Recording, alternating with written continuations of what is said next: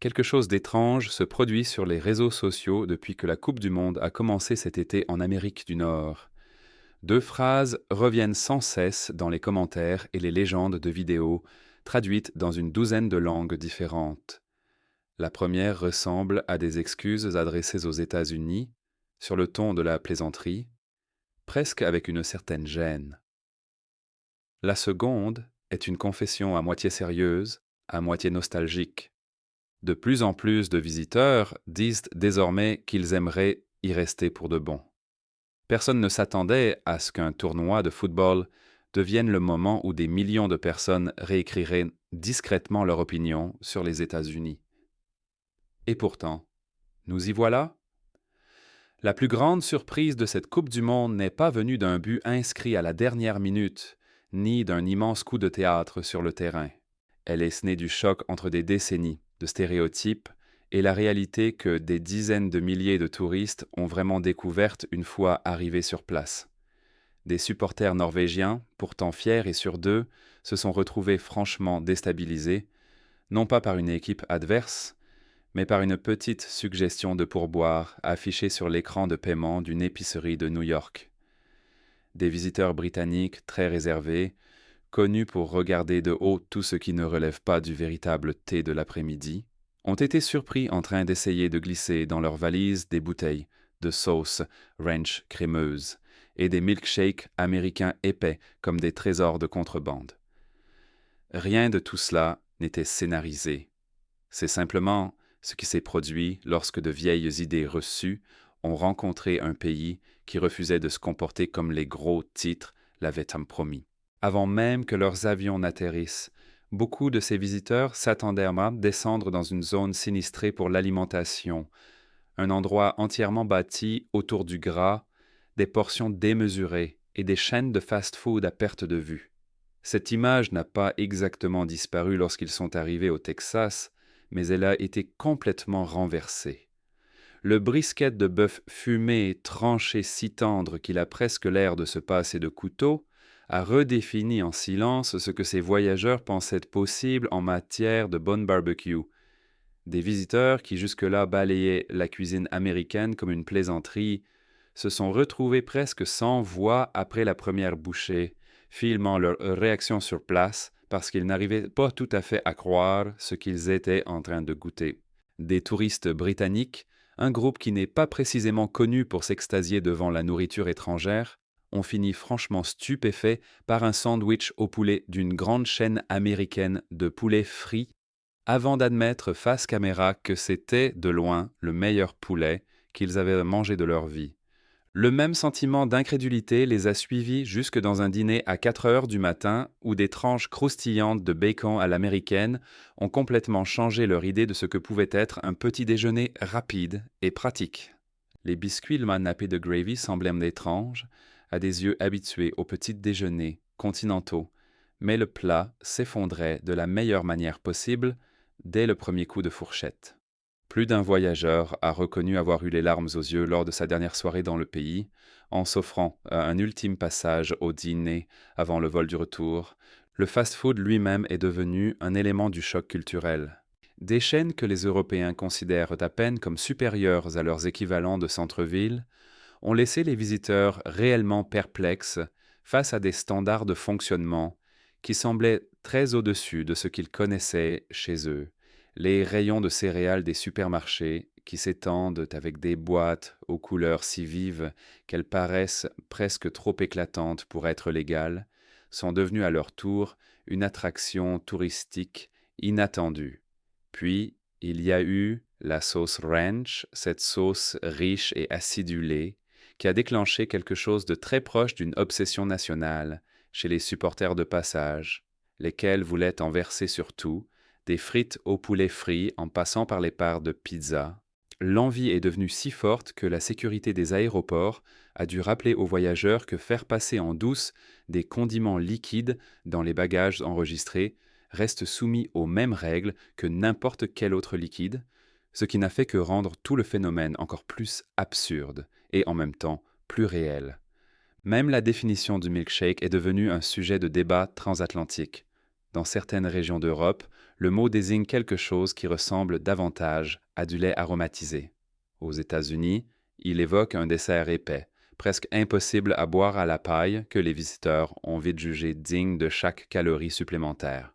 Puis est venue la question économique.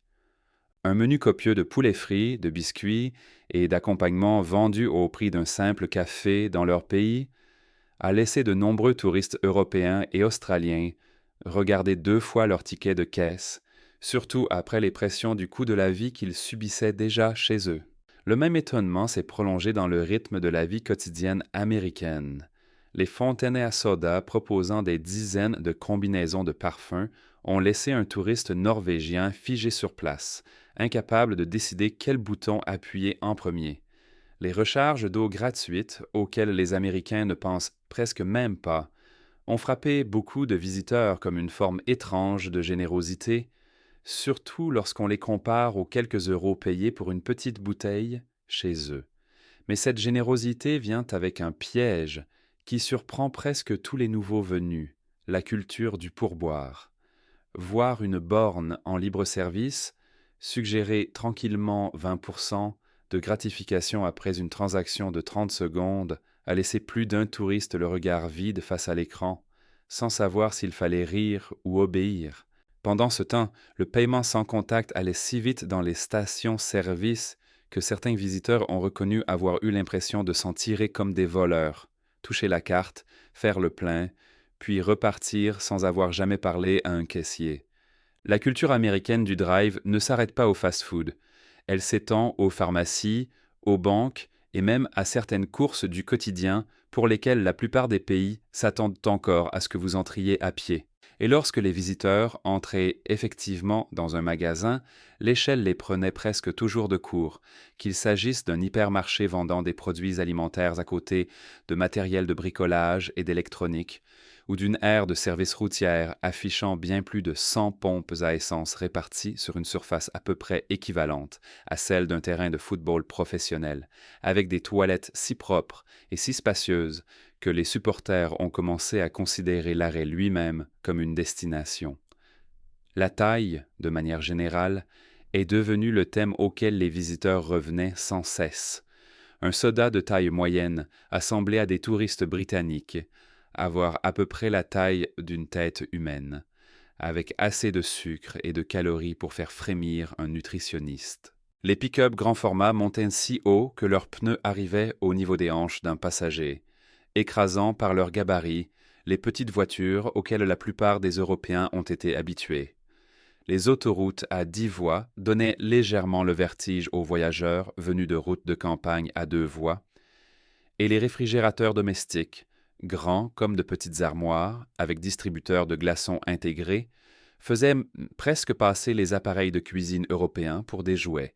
Les sachets de pop-corn au cinéma faisaient la longueur de l'avant-bras d'un adulte, et une simple commande de pancakes pouvait arriver sous la forme d'une tour débordant largement de l'assiette.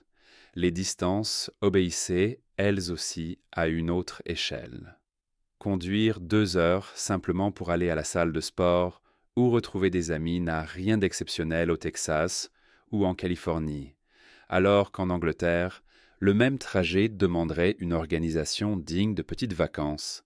Même la nature semblait fonctionner à plus grand volume, avec environ 3 tornades sur 4 dans le monde qui touchent terre quelque part aux États-Unis, et des parcs nationaux comme Zion ou le Grand Canyon laissant les visiteurs convaincus que la grandeur du pays dépasse largement ses gratte-ciel et ses stades. Sous toute cette démesure et ce spectacle, pourtant, ce qui a vraiment semblé désarmer les visiteurs, c'est la gentillesse. Des touristes britanniques ont publié des vidéos où ils admettaient, presque timidement, que les Américains s'étaient révélés parmi les personnes les plus chaleureuses et les plus sincères qu'ils aient jamais rencontrées. Un supporter portugais pris sous une averse à Houston a raconté qu'un parfait inconnu s'était arrêté simplement pour lui proposer de le déposer à son hôtel en refusant tout paiement. Des supporters écossais arrivés à Boston ont décrit un accueil si chaleureux qu'il donnait l'impression de retrouver des parents perdus depuis longtemps. Un voyageur français a compté plus de 20 inconnus qui lui ont souri et l'ont salué pendant une courte promenade dans le centre-ville. Même les forces de l'ordre ont été entraînées dans cette ambiance, avec des images de policiers de Boston dansant aux côtés de supporters capverdiens au lieu de se contenter de gérer la foule, une scène qui est vite devenue l'un des moments les plus partagés du tournoi.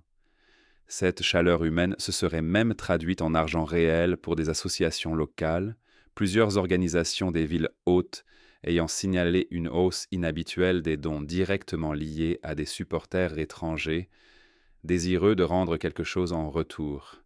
Et nulle part l'hospitalité n'a été testée aussi sérieusement qu'avec les supporters écossais en déplacement. La Tartan Army a déferlé sur Boston et Providence en force, kilts au vent, et en un seul après-midi, une brasserie mythique de Boston aurait dû afficher un panneau annonçant qu'elle n'avait plus du tout de bière, forçant une livraison d'urgence pendant le week-end pour suivre le rythme. Les vols transatlantiques auraient connu le même problème, des équipages faisant passer certains passagers au vin en plein vol, une fois la réserve de bière à bord vidée plus vite que prévu. Malgré des températures dépassant les 32 degrés Celsius, les supporters écossais ont fait la fête dès la fin de matinée, dansant à un moment épaule contre épaule, avec des supporters marocains dans une scène qui, le temps d'un après-midi au moins, a paru plus fédératrice que n'importe quel sommet politique. Après une nuit particulièrement agitée à Providence, des membres de la Tartan Army auraient réuni une somme importante pour un hôpital pour enfants local en guise de remerciement à la ville, tandis que les bars de Boston auraient enregistré certaines de leurs meilleures recettes hebdomadaires de leur histoire au passage du tournoi. La sécurité est devenue une autre révélation discrète. Des visiteurs qui s'étaient préparés à découvrir une zone de guerre, largement sous l'effet de la couverture des chaînes d'information de leur pays, ont plutôt trouvé à Washington des quartiers bien entretenus, protégés par rien de plus que de petites clôtures de jardins arrivant aux genoux, autour de maisons valant largement plus d'1 million de dollars. Des femmes marchaient seules tard le soir sans incident. Les parcs publics restaient propres et sans vandalisme. Des portefeuilles et des téléphones restaient posés sans surveillance sur les tables des cafés sans disparaître. Les visiteurs en ont rapidement conclu que la version effrayante et chaotique des États-Unis qu'ils avaient absorbée pendant des années de titres sensationnalistes ressemblait très peu à ce qu'ils vivaient réellement dans les rues des villes hôtes. Mais cet été de Coupe du Monde n'a pas été une histoire uniquement feel-good, et prétendre le contraire reviendrait à aplatir un tableau bien plus complexe. Sous la fumée des barbecues et les chants des stades, un véritable bras de fer politique s'est joué autour de la place que doit prendre le contrôle de l'immigration dans un tournoi construit sur l'idée d'accueillir la planète entière. Des informations publiées plus tôt cette année ont révélé que de hauts responsables de la FIFA avaient approché le président de l'organisation avec l'idée de demander directement à l'administration actuelle une suspension complète des opérations de l'Immigration and Customs Enforcement pendant toute la durée du tournoi, une demande qui fonctionnerait de fait comme une trêve couvrant les 11 villes hôtes américaines. Cette demande serait née de plaintes liées à un tournoi de préparation organisé auparavant sur le sol américain, au cours duquel des agents des frontières et des douanes avaient été aperçus près des sites, même si les responsables ont nié toute opération de contrôle pendant ces matchs. La pression n'est pas restée confinée aux réunions de la FIFA à huis clos. Au Capitole, des sénateurs ont directement interrogé des responsables de l'administration pour savoir si des agents fédéraux armés seraient déployés à l'intérieur ou à proximité des stades de la Coupe du Monde, et si une telle présence risquait de faire fuir les visiteurs internationaux. Un sénateur a publiquement exprimé sa crainte que la rhétorique et la posture de contrôle de l'administration ne dissuadent les supporters de réserver un billet. La direction intérimaire chargée de l'application des lois migratoires, interrogée sur ces inquiétudes, a refusé de s'engager à suspendre les opérations pendant le tournoi, décrivant l'implication de l'agence comme, selon ses propres mots, un élément vital du plan global de sécurité des matchs. Les organisations de défense des droits sont allées plus loin, décrivant le climat de contrôle autour du tournoi en des termes beaucoup plus sévères. Des groupes qui suivent la détention migratoire à l'échelle nationale ont rapporté que des dizaines de milliers d'arrestations avaient déjà eu lieu dans les mois précédant le coup d'envoi, dans et autour des villes mêmes qui accueilleraient des matchs de Coupe du Monde. Certaines de ces opérations ont été critiquées parce qu'elles reposaient largement sur des suppositions concernant l'origine nationale d'une personne, plutôt que sur un soupçon individuel d'infraction. Des coalitions de défense regroupant plus de 100 organisations ont adressé des avertissements formels aux visiteurs internationaux, les prévenant qu'ils pourraient courir un risque sérieux de détention ou de violation de leurs droits simplement en se trouvant dans certains quartiers pendant leur voyage, quel que soit leur propre statut migratoire. Des groupes de défense des droits humains ont également pointé un bilan inquiétant dans les centres de détention eux-mêmes, indiquant que plus d'une douzaine de personnes étaient mortes en garde migratoire depuis le début de l'année, un chiffre qu'ils ont cité en pressant les sponsors commerciaux de la Coupe du Monde de soutenir publiquement, aux côtés de la FIFA, une trêve temporaire des opérations. La Maison-Blanche, de son côté, est restée largement silencieuse sur les détails, refusant à plusieurs reprises de préciser le rôle exact que joueraient les agents à l'intérieur des périmètres des stades, alors même que les journalistes réclamaient des réponses depuis des mois. La FIFA elle-même a publiquement rejeté l'idée que la peur des contrôles entraînait des annulations massives de billets, un porte-parole qualifiant directement ces affirmations de fausses informations et assurant qu'aucune demande formelle de remboursement liée à cette polémique n'avait été déposée. Les juristes interrogés sur le sujet ont généralement estimé qu'un scénario dans lequel des supporters seraient eux-mêmes détenus paraissait peu probable, considérant que l'administration n'aurait guère intérêt à créer des gros titres suggérant que des visiteurs légalement admis seraient emportés avec des résidents sans papier. Par ailleurs, des restrictions de voyage plus larges, imposées plus tôt dans l'année, ont bien compliqué l'entrée de ressortissants de quelques pays, dont certains avec des équipes effectivement engagées dans le tournoi, ajoutant une couche de tension supplémentaire à un contexte diplomatique déjà délicat. Même l'expérience des supporters sur place est devenue l'objet d'un classement à part entière une fois le tournoi lancé. Une analyse comparant les 11 stades américains hôtes, en évaluant tout, des prix des hôtels et du coût de la bière aux statistiques de criminalité et même à l'activité locale des moustiques, a placé l'enceinte de la région de Los Angeles tout en bas du classement des sites américains, pénalisés par des boissons chères, des scores élevés de risques liés aux insectes et certains des prix moyens d'hôtels les plus élevés de toutes les villes hôtes.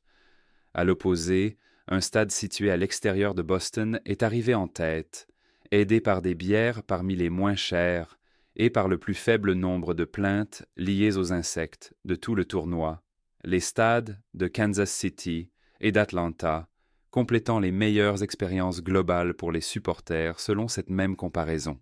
Dans ce décor, le tournoi a pourtant réussi à produire des moments qui ressemblent presque à de la propagande pour l'idée même du rêve américain, sauf que les visiteurs n'ont cessé d'affirmer que ces moments n'avaient rien de scénarisé. Une Française a raconté s'être sentie plus légère émotionnellement en marchant dans une rue américaine, précisément parce que personne ne semblait juger en silence sa tenue ou ses manières. Des visiteurs britanniques ont reconnu une certaine envie en voyant d'immenses drapeaux américains suspendus aux Porsche et au pick-up sans la moindre gêne, une démonstration ouverte de patriotisme qui peut parfois susciter un examen juridique chez eux. Un immigré cubain vivant à Miami a décrit la possibilité d'emmener ses enfants dans une piscine municipale propre et de commander un repas copieux sans réfléchir 2 fois au prix, un petit luxe qui, selon lui, n'était accessible qu'aux familles riches là où il avait grandi. Les voyageurs n'ont cessé de le noter. Les 50 États fonctionnent presque comme 50 pays distincts, cousus en une seule nation, chacun avec ses propres lois, sa culture et son rythme, ce qui explique en partie pourquoi le pays peut sembler si radicalement différent selon la ville hôte où un supporter atterrit. Et dans un détail revenu sans cesse dans les commentaires tout au long du tournoi, certains économistes ont souligné que si le Royaume-Uni était traité comme un État américain uniquement selon la production économique par habitant, il se classerait près du bas des 50, derrière même les États les plus pauvres du pays, une statistique que les supporters britanniques en visite ont trouvée à la fois drôle et légèrement humiliante. Rien de tout cela ne permet de porter un verdict simple et bien rangé sur le pays qui accueille cette Coupe du Monde. Pour chaque vidéo virale de policiers de Boston dansant avec des supporters en liesse, Il existe une histoire tout aussi réelle de familles immigrées anxieuses, se demandant s'il est sûr d'assister à un match dans leur propre quartier. Pour chaque avis enthousiaste sur un menu de poulet frit à 6 $, il y a un véritable affrontement politique à Washington sur ce que des agents fédéraux devraient ou ne devraient pas faire à proximité d'une porte de stade.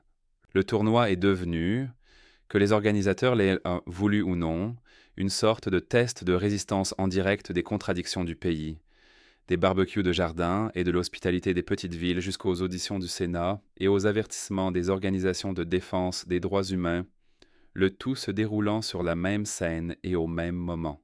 Ce qui semble clair, au vu du flot de témoignages directs venus des villes hôtes cet été, c'est que les États-Unis que la plupart des visiteurs internationaux imaginaient avant d'atterrir, et les États-Unis qu'ils ont effectivement parcourus, une fois le coup d'envoi donné, se sont révélés être deux endroits très différents.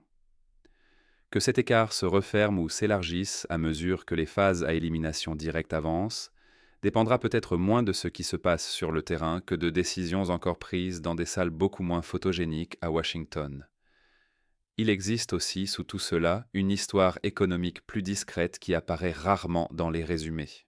Les villes hôtes avaient prévu une vague de dépenses touristiques dans les hôtels, les transports et les produits dérivés, et selon la plupart des premières estimations, cette vague est bien arrivée, avec des associations d'entreprises locales à Atlanta, Houston et Kansas City, signalant certaines de leurs semaines les plus solides de l'année, une fois les matchs de la phase de groupe lancés. Des restaurateurs installés près de plusieurs stades ont décrit des files d'attente jusque dans la rue des heures avant le coup d'envoi, un phénomène répété dans presque chaque ville hôte, quelles que soient les équipes en lice ce jour-là. Les locations de type Airbnb dans les marchés hôtes plus petits auraient connu des flambées de prix comparables aux périodes de vacances les plus demandées, prenant de court certains voyageurs de dernière minute lorsqu'ils ont enfin vérifié leur confirmation de réservation. Dans le même temps, certains responsables locaux des villes hôtes ont reconnu discrètement qu'équilibrer une célébration mondiale avec une offensive fédérale agressive sur l'immigration avait rendu l'été inhabituellement délicat. Les offices de tourisme veulent des titres élogieux et des visiteurs qui reviennent. Les agences fédérales chargées du contrôle migratoire ont montré peu d'appétit pour suspendre leurs opérations, simplement parce qu'un tournoi de football se déroule en ville. Cette tension a parfois débordé dans l'espace public, quelques conseillers municipaux de villes hôtes demandant officiellement aux responsables fédéraux des consignes plus claires sur les lieux où les opérations de contrôle auraient ou n'auraient pas lieu les jours de match, des demandes restées jusqu'ici largement sans réponse. Pour l'instant, le tournoi continue, emportant les deux récits en même temps. Des millions de supporters publient encore des vidéos de repas démesurés, de gentillesses inattendues et de moments de choc culturel parfaits pour devenir viraux. Pendant ce temps, des groupes de défense des droits humains, des sénateurs et des responsables de la FIFA poursuivent leurs discussions autour d'une question beaucoup plus grave, qui n'a rien à voir avec le football. Un été construit autour de l'accueil du monde peut-il coexister avec une campagne intérieure de contrôle qui a déjà laissé des dizaines de morts en détention et des dizaines de milliers de personnes arrêtées dans les villes mêmes qui accueillent ces matchs? Les deux histoires, ça sont vraies en même temps, et aucune n'annule complètement l'autre.